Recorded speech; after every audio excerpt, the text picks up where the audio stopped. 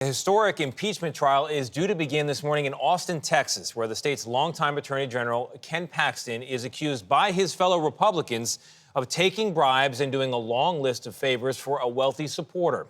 Paxton is an influential figure in the Texas GOP and a key ally of former President Donald Trump.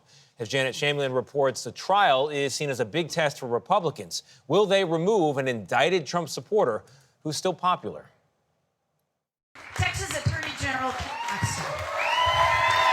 Texas Attorney General Ken Paxton appeared to be in good spirits at a Labor Day picnic over the weekend, despite a fight for his political survival just hours away. Pray for us as we go forward. The rare public appearance comes after state House members, many fellow Republicans, voted in May to impeach him on charges that include bribery, obstruction of justice, and abuse of power. He broke the law. Based on almost 4,000 pages of documents, Paxton is accused of repeatedly abusing his office to help real estate investor Nate Paul evade legal trouble in exchange for providing favors to Paxton that allegedly included renovations to his home, employing the woman Paxton was allegedly having an extramarital affair with, and enlisting Paul's help to set up an Uber account so Paxton could meet up with his alleged mistress. Paxton has denied any wrongdoing. In court filings, his attorney arguing they have no evidence to support any articles of impeachment. Just so we're clear, the allegations are untrue.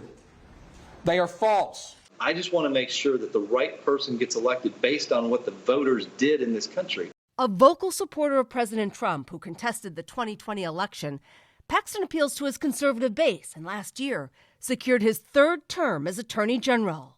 He has been a constant thorn in the side of the Biden administration, filing more than 20 lawsuits on issues ranging from COVID restrictions to abortion guidelines and immigration, winning most of those cases in front of Trump-appointed judges. There is no other state in this country with so much influence over the fate of our nation.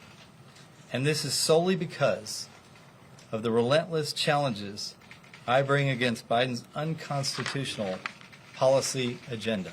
Now Paxton's fate is in the hands of the Texas Senate. Lieutenant Governor Dan Patrick will serve as the judge, and 31 state senators will preside over the trial as jury, including Paxton's wife, Angela, a state senator, though she's barred from voting. I think for Republicans, this is a litmus test of, is there a line at which you're going to say, I don't care how popular the person is with the base, we're still going to remove them because the actions that they've committed are sufficiently troubling that they can no longer remain in office. If all 12 Democrats vote to convict Paxton, 9 Republican votes would still be needed. Acquitted or convicted, Republicans nationwide will be watching. For CBS Mornings, I'm Janet Shamlian in Houston. And while that will continue to be an interesting case to watch, no matter how that impeachment trial ends, Paxton, who's been caught up in legal troubles for years now, will remain under separate indictment on securities fraud charges.